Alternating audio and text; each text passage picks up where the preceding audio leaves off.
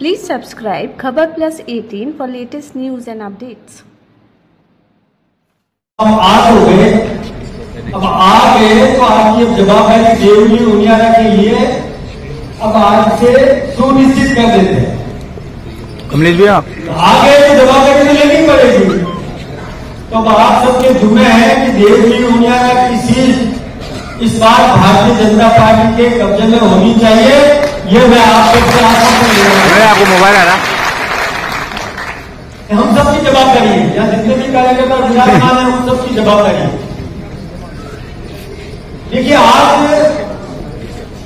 आपको पता है कि मुझसे कई समाचार पत्र के पत्रकार भी पूछते हैं कि पिछली बार हारे क्यों। अब पिछली बार हारने का कारण आप सबको पता है कि कांग्रेस ने भयंकर तुष्टीकरण किया था, समाज को तोड़ने का एक षड्यंत्र किया था। ये आप सबके सामने है। कांग्रेस ने अपने चुनाव घोषणा पत्र में पेज नंबर 7 पर लिखा कि बहुसंख्यकवाद को समाप्त कर देंगे। आप निकाल करके देख सकते हैं। ये ना, हम तो हमारे देश के प्रधानमंत्री आदरणीय नरेंद्र भाई मोदी जी 140 करोड़ देशवासियों का विकास चाहते हैं। 140 करोड़ देशवासियों में एकता चाहते हैं, पूरे समाज को एक करना चाहते हैं। दूसरी ओर ऐसी राजनीतिक पार्टी है जो समाज को तोड़ना चाहती है, जातियों में बिखोरना चाहती है। हम सब को सबक सिखाने का समय आ गया है। उन्होंने जनता को भ्रमित किया, बहुत भ्रमित कर दिया। उन्होंने जनता को इस प्रकार से भी भ्रमित किया, ये तो संविधान को तोड़ देंगे, ये आरक्षण को समाप्त कर देंगे। इस प्रकार की भ्रामक प्रचार कांग्रेस ने किया। लेकिन अब तो आप सबके सामने क्लियर हो गया। देश के प्रधानमंत्री आदरणीय नरेंद्र भाई मोदी जी तीसरी बार बन गए देश के प्रधानमंत्री। उन्होंने संविधान को अपने माथे पर रखा, संविधान का सम्मान किया, किसी प्रकार से छेड़खानी नहीं की और नहीं करने का वायदा भी किया। आपको ये पता होगा कि पड़ोसी देश की क्या स्थिति है, बांग्लादेश की।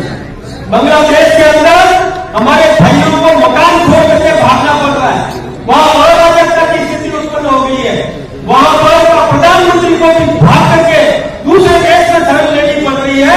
इतनी अराजकता की स्थिति हो गई। वहां सरकार नाम की कोई चीज नहीं है। वहां पर धन्यवाद दो हमारे नरेंद्र भाई मोदी जी को कि जिन्होंने कूटनीतिक व्यवस्था करके और एक ऐसे व्यक्ति को अभी शासन दिया है, उसको कहा है कि तुम व्यवस्था सुधारो। वहां की स्थिति कितनी खराब हो गई थी, आप सबको समझना पड़ेगा कि किसी व्यक्ति ने अपना मकान बनाया, अपना आशियाना बनाया, जिंदगी भर खून पसीना संजो करके उसने अपना मकान बनाया और एकाएक उसको मकान छोड़ करके भागना पड़े। उसके अरमानों पर पानी फिर गया। उसने सोचा था कि इस भवन में मेरी औलाद जीवन जिएगी, सुखी जीवन जिएगी, और उसको मकान छोड़ करके भागना पड़े। कितनी विकराल स्थिति उसकी बनी होगी।